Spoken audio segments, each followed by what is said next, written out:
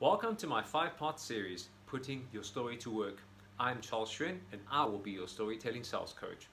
Throughout this series, I will be walking you through the S.T.O.R.Y acronym and how it can be used to build your own marketing message. Let's get started. Now the S is for simple, which means that you should be able to explain your big message in plain English without using any industry jargon or buzzwords. Also, what do you want your customers to walk away with? Why is this one thing so important? There's a 90% probability that you can easily recall the storyline, specific scene, or even a quote from your favorite movie, book, or childhood story. Yet, if I had to ask you to recall the 3 points of the last business presentation or webinar that you attended, what would you say? My guess you are drawing a blank right now. Now imagine this is what happens every single time that you present or send through a proposal. People forget what you said as soon as they click meeting and all. If you want to prevent this from happening next time, before starting your laptop and opening PowerPoint and stop typing away, follow these 3 steps instead. Step number 1, ask yourself, what is the one thing that my audience need to remember 3 minutes, 30 minutes, 3 days from now on? In other words, what is the single most important thing that you need to highlight for your audience?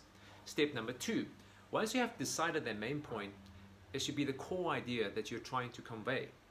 Step number 3, now that you have decided your core message, you need to ask yourself, what is it about my core message that my audience need to know, and why do they need to know it?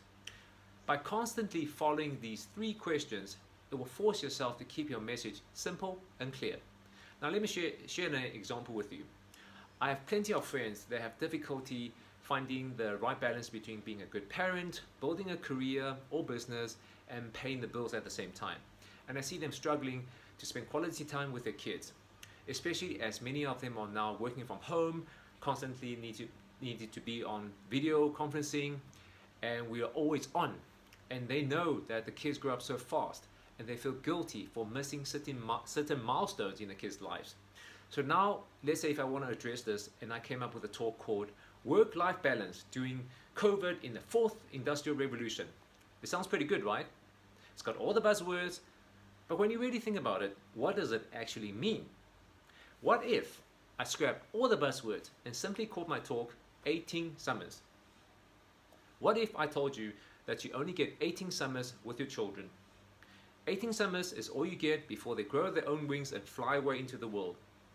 I remember when I shared this with a friend of mine, and he looked at me with regret and he said, looks like I only have 8 more summers with my daughter.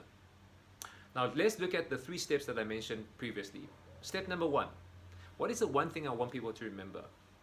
That realistically is you only have 18 summers with your children before they become their own person, make their own decisions, and make their own journey in life. Step number 2, the core idea. That quality time matters, and so does your priorities, because you will never ever be able to get those 18 summers back again. Step number 3, what do I want my audience to know, and why is it important? That is, the older you get, the family memories when you were a child becomes the most precious memories when you grow up. Now, isn't that a far more interesting way to approach your message than to fill up space with jargon and buzzwords? Now, thanks for watching. If you enjoyed this video, please subscribe now and share it with a friend. In the meantime, keep building your story.